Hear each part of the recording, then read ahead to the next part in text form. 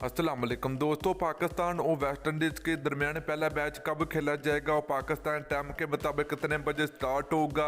तो दोस्तों आज के इस वीडियो के अंदर आप लोगों को मुकम्मल तफसील आप लोगों को मिलेगी कि Pakistan cricket team West Indies का टूर करेगी, जिसमें दोनों टीमों के दरमियान एक बड़ी T20 और टेस्ट सीरीज खेली जाएगी। दोस्तों T20 मैच की बात करें तो पाकिस्तान और वेस्ट इंडीज के दरमियान 5 T20 मैच की एक बड़ी सीरीज खेली जाएगी। उसके बाद दोनों टीमों के दरमियान 2 टेस्ट मैच की भी सीरीज खेली जाएगी।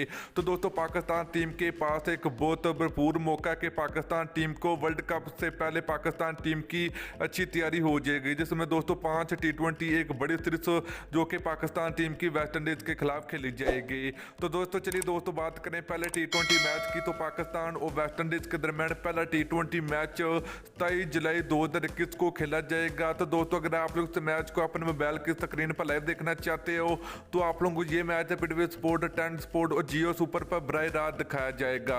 तो दोस्तों उसके बाद पाकिस्तान और वेस्ट इंडीज के दरमियान दूसरा T20 मैच 28 जुलाई को खेला जाएगा।